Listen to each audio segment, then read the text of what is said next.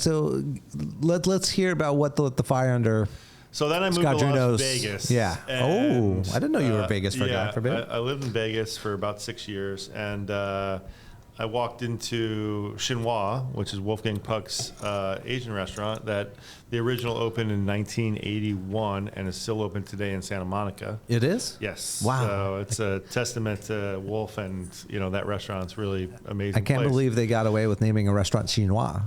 Yeah, well, back in the day. So, but the thing about that was, Wolf, I think, is such an innovator with a lot of different things, but doing fusion, in the early 80s wasn't something, but fusion can be a little confusing now where it's sushi burritos and different things, but Wolf's a classically trained French chef, and his theory on the restaurant was pretty simple. It was like French techniques, Asian ingredients. Yeah. Because he fell in love with Asian ingredients and, classically trained French, so we're making like lobster curry, but we're using a French technique to make the sauce. Totally. And it was just like really delicious and beautiful food. So they were opening outposts in Las Vegas.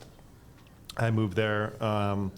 My wife was the one that, when I first got to Vegas, I started working at Ruth Chris. Okay. Which again, a restaurant like Ruth Chris, really good for fundamental skills and learning how to work in a kitchen, teamwork, timeliness, consistency. How to push it out. Yeah. How to burn yourself on a 500-degree plate every time you. They play it on sizzle platters, there, right? It's a sizzling steak, or no? But they're just plates. They're not they're just plates. They're just like 7,000-degree plates. I probably still have some scars. From it. Trying to grab a stack and play too many. I love a steak on a hot plate. It's just so good. So good.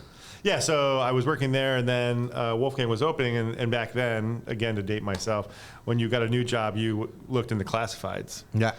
So good old classified. The good old culinary classifieds. So for you kids out there, there was actually classified ads in newspapers that we would get at the house. Yeah. So my wife, Allison, like I said, my high school sweetheart, she had just circled Chinois was opening and looking for cooks, and she just left the classified on the table.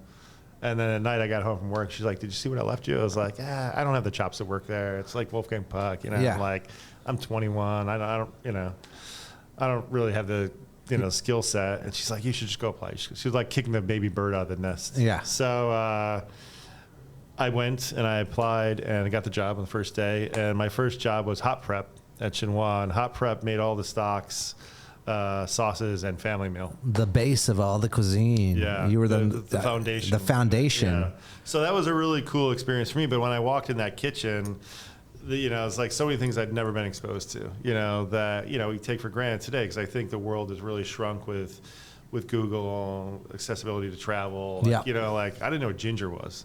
I'm a kid from upstate New York, eating steak and potatoes my whole life, and then I walk in this kitchen, I'm like, ginger and roasted ducks and a 180,000 BTU wok and fermented Chinese black beans. And just all these things. Just like mind blown. Yeah.